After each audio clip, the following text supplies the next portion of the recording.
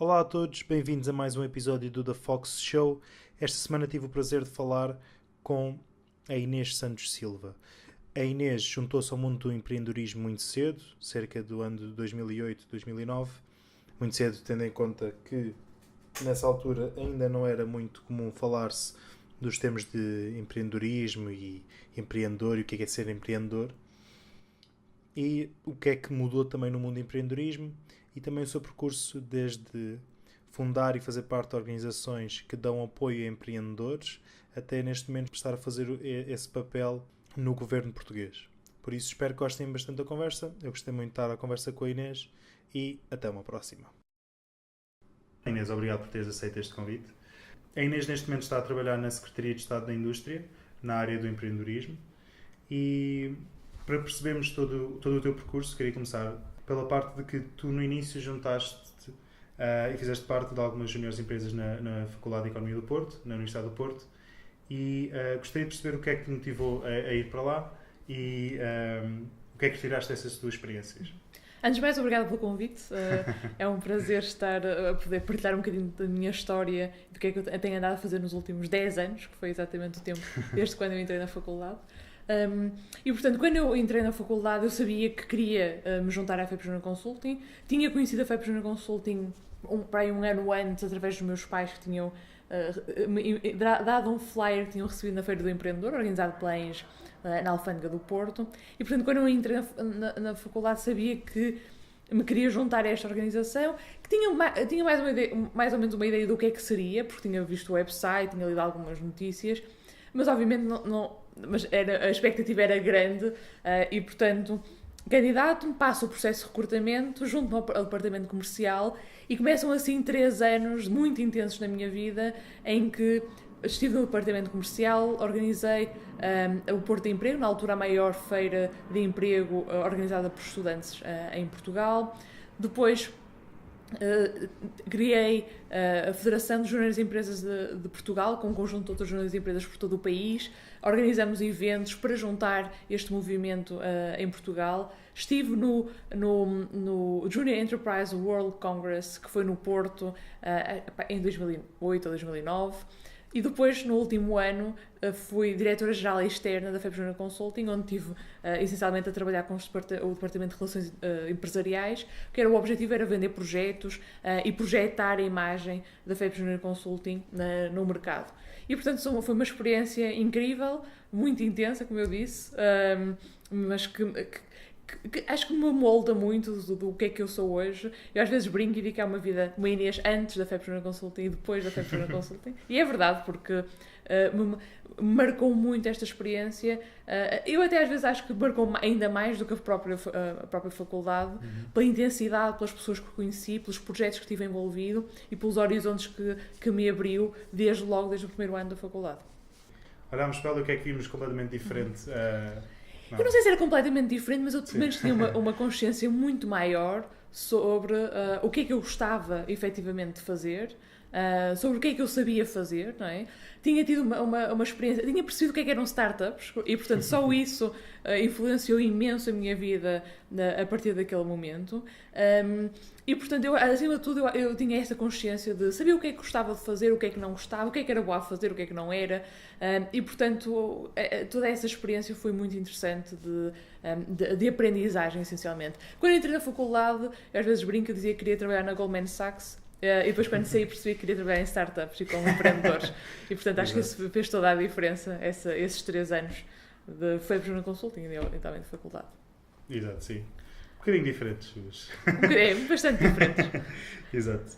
E depois eu também achei interessante o facto de teres criado o Happiness Club na Universidade do Porto e seres a Chief Happiness Office, coisa que eu já ouvi falar e sei de uma pessoa que tem essa função nos Estados Unidos, mas explica-me como é que isto o que é o primeiro, o Happiness Club, aliás, na Universidade do Porto, e depois quais são as funções do Chief Happiness Officer? É engraçado porque ainda ontem foi o dia da felicidade, não é? Portanto, até houve algumas iniciativas públicas e privadas, né, dessa área. E a verdade é que não se fala assim tanto de felicidade. E quando eu criei com outras pessoas o Happiness Club, ainda menos se falava deste contexto de felicidade, muito menos em ambiente académico, não é? Portanto, em que toda a gente à partida é feliz e andamos todos super animados. Mas essa iniciativa começou inicialmente na Nova e, portanto, o Luís Plácido criou o Happiness Club, o Nova Happiness Club, organizou a Happiness Conference e eu, através de amigos em comuns, conheci o Luís, conheci o trabalho e percebi que era interessante falar. Eu acho que é interessante muitas vezes trazer para a discussão temas que à partida as pessoas não falariam deles. E a felicidade era um desses temas. Sabe-se muito pouco, é interessante, todos nós dizemos que queremos ser felizes e há muita gente que diz que o objetivo de vida é ser feliz, mas sabe-se muito pouco sobre o que é que realmente motiva a felicidade. E portanto, para mim, nessa altura, quando eu ainda estava na faculdade, eu acho que isto foi terá sido em 2010, provavelmente 2011, já não me lembro muito bem das datas, mas quando nós criamos o Happiness Club e fizemos algumas iniciativas em que fomos dar abraços para a rua, organizamos uma conferência onde várias pessoas falaram da felicidade, do que é ser feliz, o que é felicidade para elas. Mas falamos da felicidade do ponto de vista também académico, não é? Da questão da psicologia positiva. E, portanto, foi muito trazer para a discussão no mundo académico, principalmente nos estudantes, do que é isto da felicidade. E foi uma experiência muito gira, foi uma experiência diferente. É um tema que ainda hoje que é muito próximo e eu gosto imenso de falar desse tema e gosto muito de ver iniciativas que promovam a felicidade, porque acho que é uma discussão que nós todos temos que ter na vida. E pronto, foi daí que surgiu a minha vontade de criar este Happiness Club. Exato. E então o que é que significa um Chief? Quais são as funções do Chief Happiness Officer? E nesse caso, as minhas funções eram muito dinamizar o grupo, não é? Okay. Obviamente que há empresas, efetivamente, que têm a função de Chief Happiness Officer. Eu outro dia vi uma que tinha a função de Chief Heart Officer. Exato. Portanto, sim. Acaba por ser muito perceber de que forma é que nós podemos trabalhar o ambiente, a cultura organizacional, de forma a que as pessoas sejam felizes, porque eu acho que é esse o objetivo. O objetivo da nossa vida não é ser feliz, no sentido, aqui por 50 anos estou feliz. O meu objetivo é ser feliz todos os dias, ser feliz no trabalho que faço, ser feliz nas interações que tenho, quer pessoais, quer profissionais. E, portanto, acho que hoje em dia empresas, o setor público e o privado têm que promover mais estas questões da felicidade. E daí esse título de Chief Happiness Officer. Sim, eu depois também acho interessante que com todas estas pesquisas que têm estado a ser feitas também nesse sentido, acabar depois por o bom juntar-se ao agradável, o útil ao agradável, aliás, que é perceber-se que quando melhores estão as pessoas, também melhor trabalham, ou seja, melhores resultados têm as empresas, ou seja, acaba por ser não só uma responsabilidade que cai às empresas de forma moral ou ética, digamos, mas também uma forma de... é bom para os resultados. Claro, porque é isso, ótimo terem feito essas claro. Pesquisas também, chegar-se a essa conclusão, que acaba por fazer andar para a frente estas iniciativas. Pessoas felizes são pessoas produtivas, não é? E, portanto, acho que é bom sermos todos felizes. Exato. E depois desta experiência, passaste também por várias outras, mas eu queria também tocar num ponto da Sandbox. Se calhar, primeiro começar a explicar o que é a Sandbox, porque acho que há ainda muitas pessoas que não conhecem, e depois mais tarde quais foram as tuas evoluções lá, o que é que tu ajudaste a Sandbox a fazer aqui a crescer? Então, eu tive a sorte em 2010, eu fiz uma summer school em Londres na área do empreendedorismo e liderança. E um dos meus professores era da Sandbox. Na altura eu não sabia o que era, mas ele trouxe-nos, ou seja, dado que o tema era empreendedorismo, nós tivemos a oportunidade de conhecer um conjunto de, muito curtos, eram 2 ou 3 empreendedores, na altura em Londres, que nos vieram partilhar um bocadinho o que eles andavam a fazer. E por causa na altura, o Christian Bush ser da Sandbox e ser um dos fundadores da Sandbox, ele trouxe Sandboxers.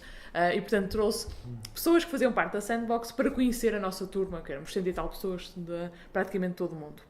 E eu fiquei curiosa para saber o que era isto da Sandbox. E no último dia, no último momento do curso, nós fomos todos para um pub, lá ao lado da escola, e o Christian deu-me um cartão e disse... vou estar em Portugal daqui a uns meses, era interessante nos conhecer, ou seja, nos encontrarmos, ou eu me apresentasse a algumas pessoas em Portugal que eventualmente podiam fazer parte da Sandbox.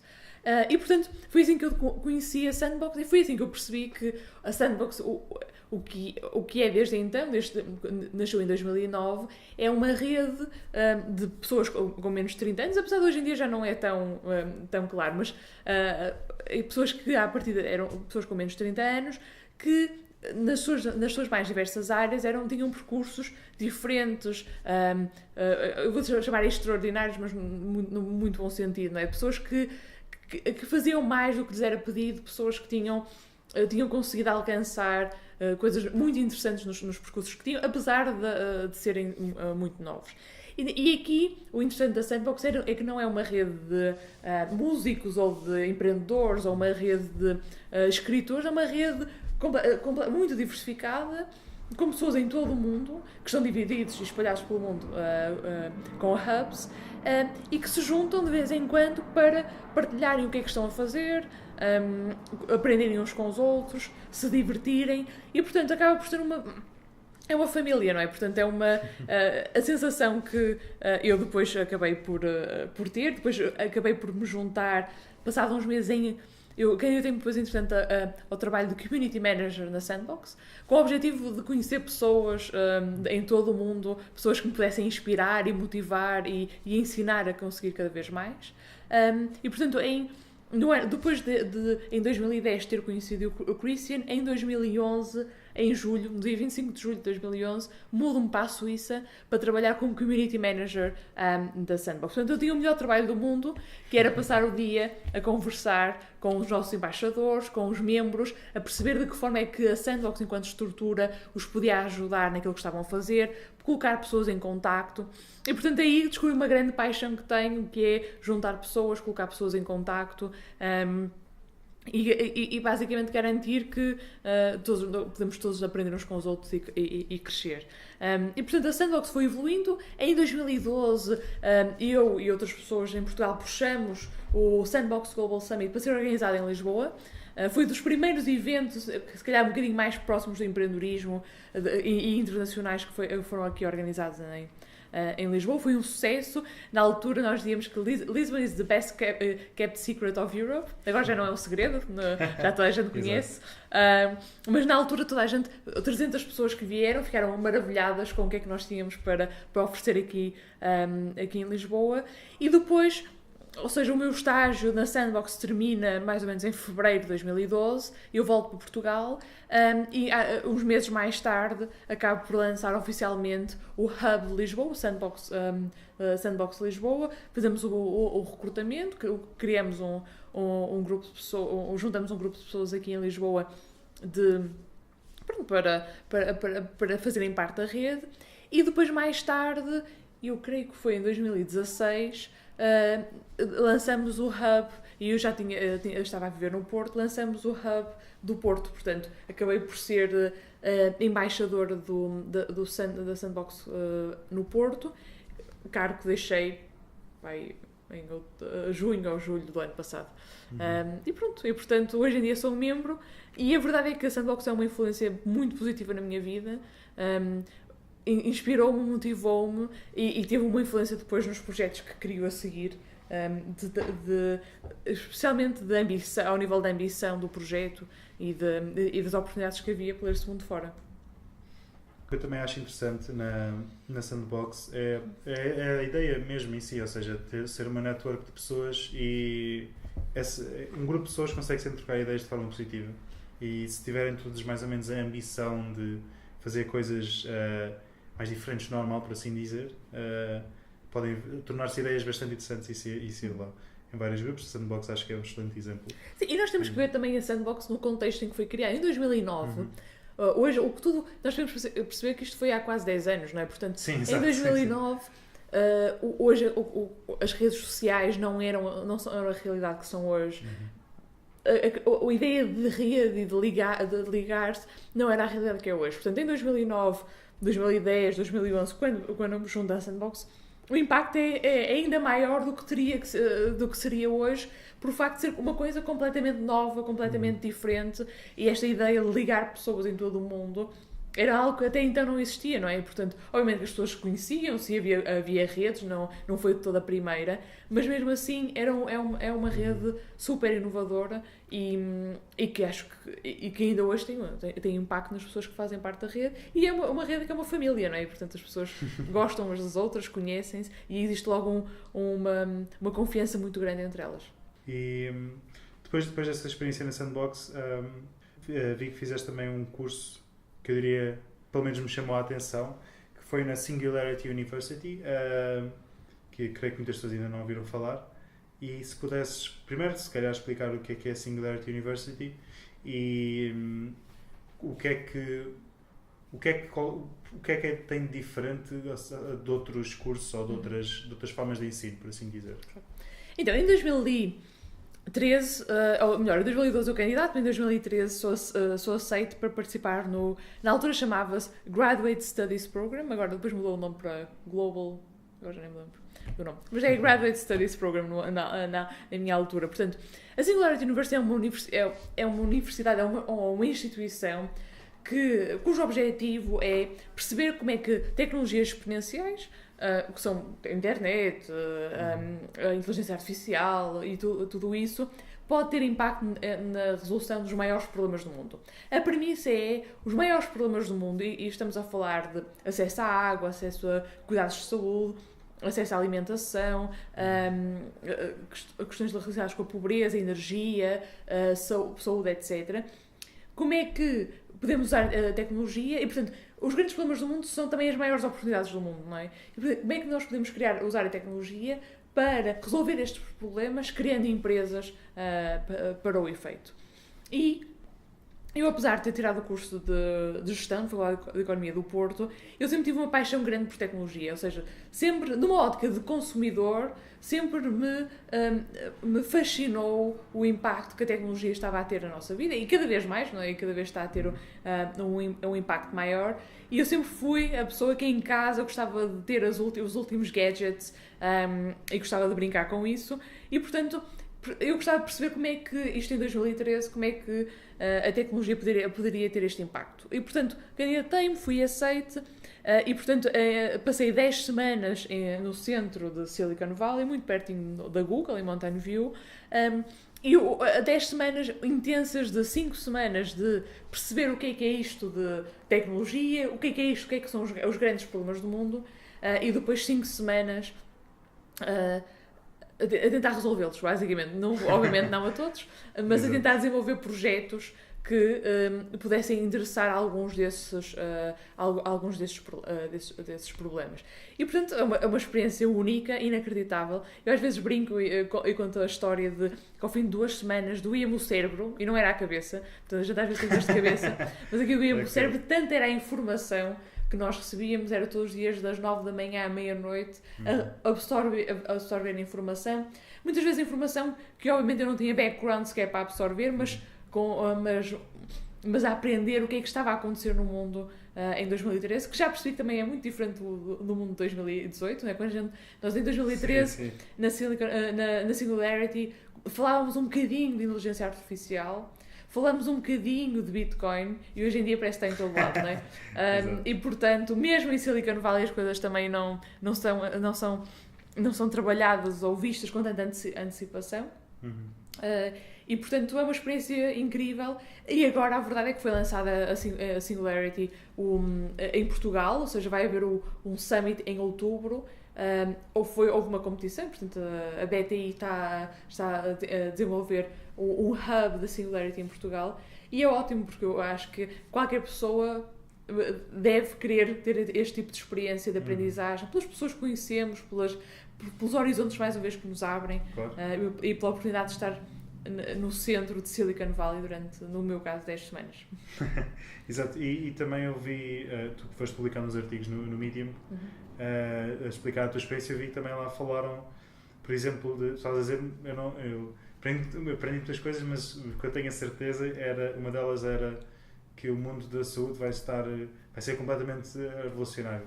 E é interessante depois também ver que, pronto, era Silicon Valley, outra realidade, mesmo apesar de Lisboa ser um centro de inovação neste momento, acaba por demorar ainda algum tempo a inovação chegar, e é interessante como também depois, em 2013, eu olhei para aqui, em 2013 já estava isto a acontecer, ou seja, já estavam a pensar nas mudanças todas que iam existir nesses temas, e que, pronto, e a verdade é que as coisas acabam por demorar a escalar, mas achei interessante já em 2013 teres tido essa observação com a experiência que tiveste lá. Não, e a verdade é que eu acho que, por exemplo, eu lembro-me quando estava lá, isto em 2013, eles diziam em 5 anos vamos ter os self-driving cars em todo lado. Pronto, passaram 5 anos, eles já não estão aqui à minha porta da minha rua, não é? Mas a verdade é que já estamos muito mais próximos. E acho que muitas vezes nós subestimamos o tempo que a tecnologia demora a ser adotada, mas também muitas vezes também subestimamos, depois dessa primeira adoção, a rapidez com que as coisas evoluem. E na área de saúde é uma delas. Eu acabei de vir agora do eHealth Summit, organizado pelo Serviços Partilhados do Ministério da Saúde, onde estava um conjunto de startups a trabalhar sobre a área a desenvolver projetos para a área da saúde, e é interessantíssimo a tecnologia que já está a ser aplicada. Exato. Se calhar em 2013 eu achava que seria mais rápido, mas também tenho a certeza que a nossa realidade de hoje é muito diferente da realidade que era em 2013. Sim, claro. E em 5 anos ainda vai ser mais diferente, não é? Portanto, eu acho que as coisas demoram tempo, mas acho que muitas vezes, quando elas são adotadas, depois o impacto e o desenvolvimento é muito maior. Sim, há uma frase agora, já não vou dizê-la mal de certeza, porque não estou a lembrar, mas a mudança demora muito tempo e depois é de dia para a noite. Exato. Que as coisas vão acontecendo e depois, de repente, é que nós nos apercebemos da mudança, que é interessante. E depois desta tua experiência na Singularity University, decidiste mergulhar de cabeça, por assim dizer, no mundo das startups? Eu já tinha mergulhado antes, ou seja, Exato. eu quando estava na Sandbox, em 2011, eu à noite chegava a casa e ou seja, eu antes de ir para a Sandbox eu já tinha começado a trabalhar no programa, no projeto que depois nasceu, que foi o Startup Pirates. Portanto, eu estando na Sandbox, em setembro de 2011 lançámos o primeiro programa do Startup Pirates, e foi aí, eu apaixonei por startups em 2010. Tive uma sorte de conhecer um conjunto, ou seja, foi no início da onda e eu estar lá e conhecer um conjunto de pessoas que também estavam a perceber o que era isto do empreendedorismo, a perceber que tipo de metodologias é que estavam a ser lançadas, nomeadamente do Customer Development ou Business Model Canvas. E, portanto, quando eu venho da Sandbox em 2012, eu decido dedicar-me full-time ao empreendedorismo, às startups, e eu às vezes brinco que é numa altura em que ninguém sabia o que era empreendedorismo, ou o que era um empreendedor, e que as pessoas gozavam connosco, nós éramos os maluquinhos do empreendedorismo, e hoje em dia está em todo lado. Sim. E portanto foi um bocadinho essa a minha experiência. Sim, e depois em 2010 era mesmo, se calhar até estranho, que é isto, entrepreneur, estes termos são estes, e agora não sei eu falar de outra coisa, sim, é verdade. E então foi mais ou menos nessa altura então que depois começaste não, te decidiste dedicar mais a 100% às startups, e houve mais 2 organizações que chamaram mais atenção, foi a Trojan Horse e a Startup X. Se pudesses explicar um bocadinho o que é que cada uma faz, sim, também, e depois o que é que tu aprendeste, porque foram, creio que, mais ou menos 5 anos de nesta altura estiveste nestas 2 ou acumulados, e o que é que tu retiraste, tendo em conta que já foi há uns quantos anos, ou seja, estava o mundo do empreendedorismo, por assim dizer, em Lisboa a emergir, o que é que tu desde essa altura começaste logo a perceber nas startups, ou seja, o que é que tu achaste que era interessante realçar? Claro. Então, eu e com 4 amigos criamos a Startup X, que é uma associação sem fins lucrativos, em que tem vários projetos. O Startup Pirates é um deles. O Startup Pirates é um programa de pré-aceleração de uma semana que ajudava pessoas que estavam, nós chamamos aspirantes a empreendedores ou first time entrepreneurs, que estavam numa fase muito inicial e que tinham uma ideia, ou queriam se juntar a uma equipa, alguém com uma ideia, e queriam aceder a um conjunto de workshops, mentoria, acesso a investidores que lhes permitisse acelerar esta fase inicial do desenvolvimento do seu projeto. E, portanto, como eu disse, em 2011 lançamos o primeiro programa do Startup Pirates, e fomos lançando muitos programas. Nós começamos no Porto, depois fomos para Lisboa, depois começamos a fazer internacionalmente e fizemos o programa em mais de 40 cidades em todo o mundo, essencialmente na Europa, América Latina, mas também na Ásia e nos Estados Unidos. E, portanto, foi uma experiência riquíssima de, como disseste, 5 anos, não só no Startup Pirates, mas depois também começamos a criar alguns programas paralelos, o Startup Exchange Program, que era um Erasmus para empreendedores ou para startups, para poderem ir para novos mercados, o Startup Tour, que acabamos por fazer visitas a mercados mais maduros, com empreendedores, e o Portugal Startups, com um portal sobre empreendedorismo que até foi vendido a uma incubadora colombiana no ano passado. E, portanto, desenvolvemos um conjunto de projetos, todos eles com um objetivo muito claro de apoiar empreendedores e desenvolver o ecossistema de empreendedorismo, quer em Portugal, obviamente, onde nós tínhamos uma presença mais forte e onde nós, para além destes programas que tínhamos, acabamos por trabalhar muito de perto com câmaras municipais, com incubadoras, com aceleradoras, com fundações, grandes empresas, para as ajudar a estruturar e a pensar e implementar programas de empreendedorismo, mas também internacionalmente. Portanto, o meu trabalho era passar horas e horas ao Skype a falar com o empreendedor que estava em Karachi, no Paquistão, ou então o empreendedor que estava em Lima, no Peru, ou o empreendedor ou o community leader espalhados pela Europa, participar em eventos, estar presente e acompanhar os empreendedores. E, portanto, o meu trabalho era esse, o nosso trabalho era esse, o que me deu uma perspectiva muito interessante sobre o que é isto de criar de raiz um ecossistema de empreendedorismo, e também dá uma perspectiva muito interessante porque olhar para trás e perceber o quanto nós, enquanto ecossistema de empreendedorismo, evoluímos, o quanto crescemos, e como é inacreditável que em 2010, 2011 ninguém sabia o que é que era isto dos empreendedores. Havia algumas incubadoras já, o Instituto Pedro Nunes, a UPTEC e outras, mas é interessante percebermos como é que isto entrou no mainstream. E hoje em dia eu acho engraçado quando as pessoas dizem tão fartas de ouvir falar de empreendedorismo, quando na realidade é um conceito tão novo, mas que conseguiu entrosar-se e integrar-se na sociedade portuguesa de uma forma tão forte, pelo mérito que tem, pelo potencial, pelo potencial e as oportunidades que tem. E o que é que tu vês de diferente, tendo em conta que estavas já no mundo do empreendedorismo muito antes da maior parte das pessoas? Quais são as maiores diferenças que tu notas agora, por exemplo, se eu quisesse começar uma startup agora, todos os apoios que eu teria e que na altura, se calhar, ainda estavam a ser criados, ou seja... Na altura não havia apoios de todos, não é? Portanto, hoje em dia é muito mais fácil. Continua a ser difícil, continua a ser um risco, e é normal que as startups falhem. Há aquela estatística americana de 90%, não há necessariamente dados para Portugal, mas acredito que o valor esteja muito perto disso, ou esteja nisso.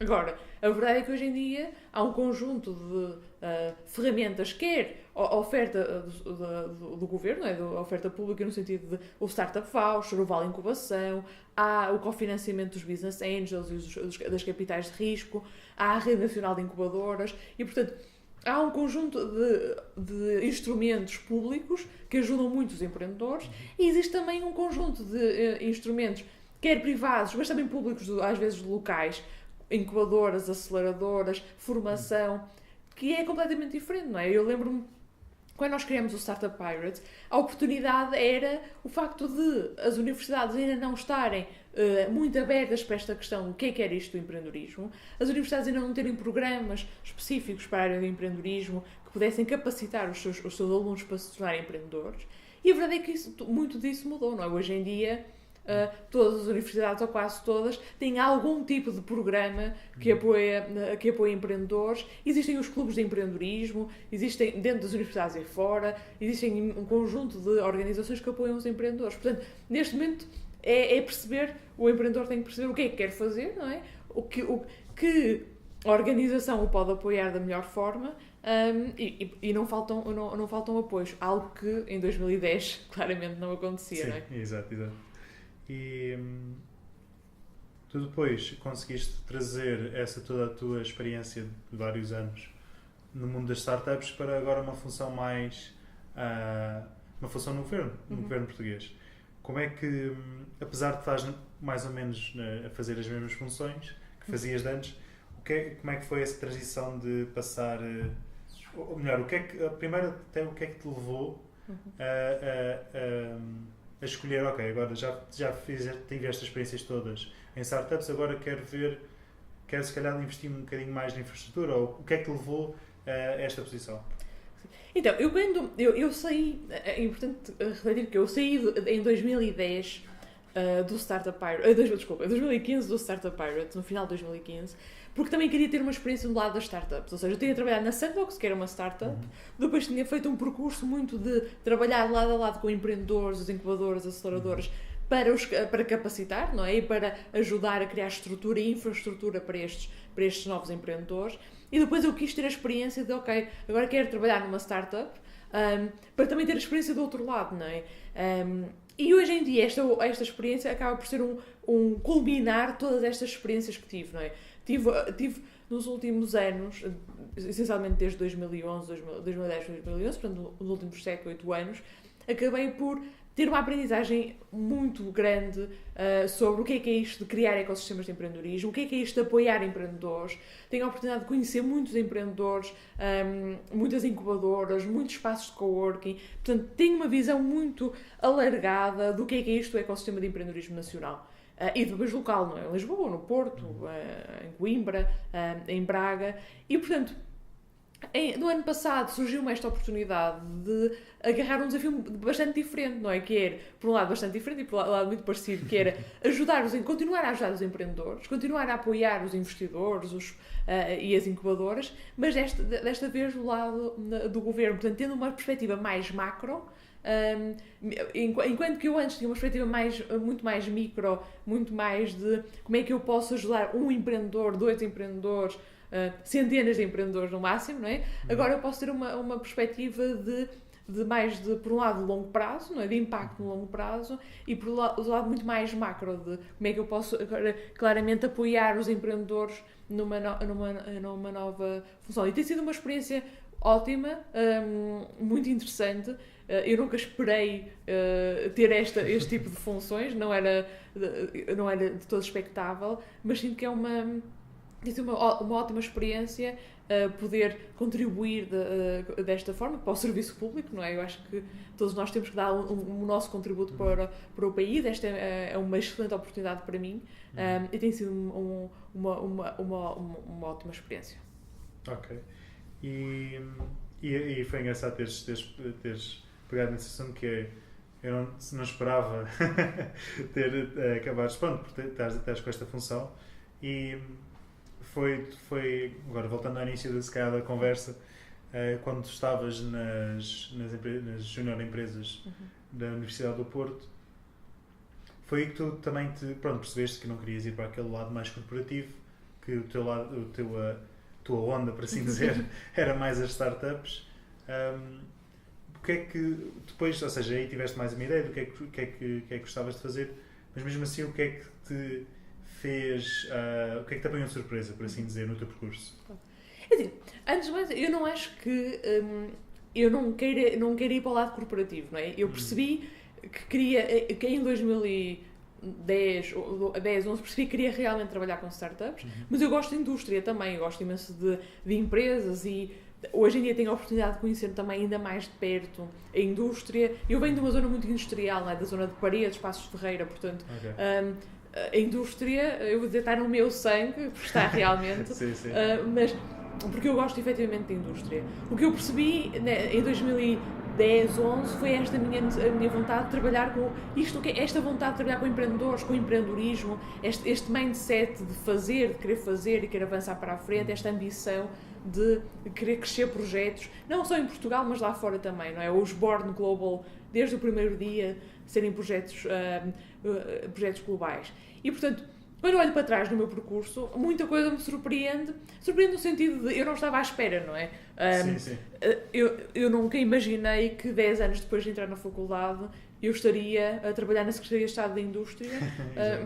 Mas também não imaginei, mas também não tinha necessariamente uma visão de género, em 10 anos vou estar a trabalhar num sítio X. Eu acho que, acima de tudo, quando eu olho para trás, eu acho que aquilo que me moveu, houve duas coisas que me moveram muito ou três, vá. Que é uma curiosidade muito grande. Eu sou extremamente curiosa em relação ao que é que se passa no mundo, em relação à nova tecnologia, novas... basicamente o que quero conhecer e quero perceber as pessoas, os projetos, o que é que está a acontecer no mundo, o que é que está a acontecer em Portugal, o que é que está a acontecer com empreendedores. E, portanto, tenho uma curiosidade muito grande e essa curiosidade sempre me levou a querer saber mais.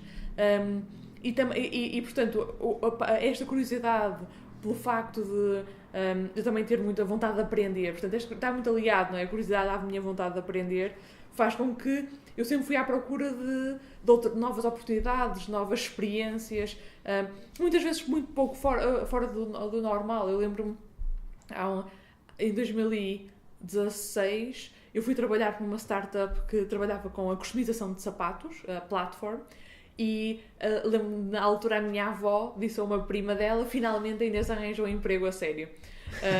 E portanto, ainda hoje, para muita gente, e para a minha avó também, ela não percebe muito bem o que é que eu faço, não é? O que é isto de empreendedorismo, Exato, porque eu ando sempre de um lado para o outro.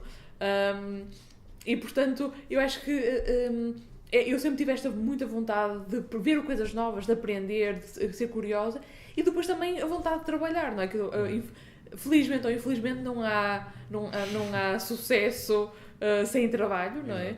A não ser que nos saia o Euromilhões, mas isso aí a probabilidade é tão baixa. É maior a probabilidade de sermos milionários do que ganhar o Euromilhões. Portanto, eu acho que, acima de tudo, é esta vontade de querer fazer, querer trabalhar, abdicando, obviamente, de muitas coisas, não é? Tipo, eu acho que nós na vida não conseguimos fazer tudo. Eu escolhi este caminho, escolhi estes projetos, eu fiz uma série de projetos. Algumas coisas até às vezes pergunto, mas para quê, não é? Porque às vezes são coisas a mais. Mas também tenho uma série de projetos na gaveta que nunca saíram, não é? Há muita gente que me diz: como é que tu consegues fazer tanta coisa? Mas na realidade, se eu mostrar tudo o que eu gostava de fazer, não é? Exato, sim, é uma pequena parte das coisas que aquilo que eu consegui fazer é uma pequena parte de tudo que eu gostava de fazer. Mas acima de tudo eu percebi que a vontade do trabalho, com o trabalho a gente consegue atingir os nossos objetivos, com curiosidade, com vontade de aprender, e depois também nos rodeando das pessoas que nos fazem crescer e nos fazem chegar mais longe. Eu acredito muito que nós somos a média das 5 pessoas com quem passamos mais tempo. Olho para isso muitas vezes, não é que eu esteja a pensar quem é que eu passo mais tempo hoje em dia, não é isso não faço essas perguntas sempre, mas acho que é muito importante nós nos rodearmos por pessoas que puxam por nós, que nos querem tornar melhores. E hoje tenho a sensação, tenho a sorte, hoje e no passado, de me rodear por essas pessoas que todos os dias puxam por mim, querem que eu seja melhor, não é? Ou me obrigam, acima de tudo, a ser melhor, e me abrem os horizontes. E foi por isso que, se eu olhar para trás, desde a experiência da FEPRA Júnior Consulting foi isso, foi ter de repente um conjunto de 40 pessoas à minha volta que eram ótimas, queriam ser melhores, e eu queria ser como elas, não é? E portanto, esforcei-me para isso, para ser igual, melhor, e portanto o meu percurso sempre foi muito influenciado também pelas pessoas que me rodeiam. Já és a segunda pessoa que fala exatamente desse assunto.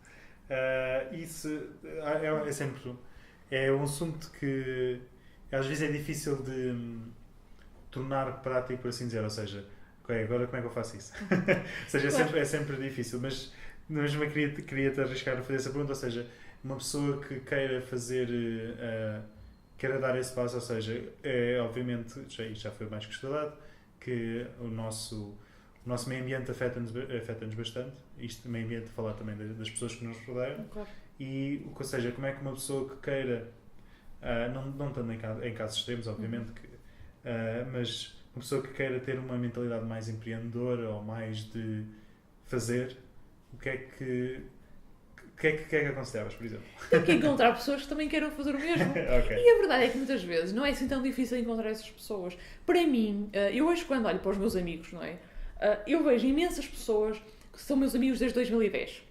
E porquê? Porque foi o ano em que eu comecei a ir em uma série de eventos na área do empreendedorismo. Éramos muito pouquinhos na altura. Éramos os maluquinhos do empreendedorismo, não é? Éramos muito pouquinhos na altura. Mas éramos um grupo de pessoas que realmente queriam fazer, estavam curiosas sobre o que é que era isto do empreendedorismo e nos começamos a organizar e a juntar para organizarmos eventos primeiro, criarmos projetos a seguir, criarmos empresas a seguir, associações ou o que fosse. E portanto, eu acho que o mundo está cheio de pessoas inacreditáveis, não é? E muitas vezes cheio de pessoas que estão super perto de nós. Às vezes são nossos vizinhos, outras vezes andam connosco na escola, outras vezes estão próximas de nós no trabalho. O que nós temos que fazer é procurá-las, não é? Ativamente procurar essas pessoas, procurar as pessoas que nós admiramos. Às vezes temos desilusões, não é? Todos nós temos, mas outras vezes temos surpresas maravilhosas. E não há semana nenhuma, e não há mesmo, que eu não me sento com alguém que nunca vi na vida, a falar com essa pessoa e perceber quem é a pessoa, o que é que faz. E a maior parte das vezes, tipo 90% das vezes, tem surpresas incríveis de pessoas que têm percursos inacreditáveis. E hoje em dia, ainda mais porque Portugal está nas bocas do mundo, eu conheço imensa gente que está hoje em dia a mudar-se para Lisboa, para o Porto. Não há semana nenhuma que não receba uma mensagem de alguém a dizer: acabei de mudar para o Porto ou para Lisboa, posso tomar um café? Eu digo que sim. Em vez de dizer que não ou ignorar, digo que sim. E a verdade é que às vezes conheço pessoas com percursos inacreditáveis que se tornam bons amigos.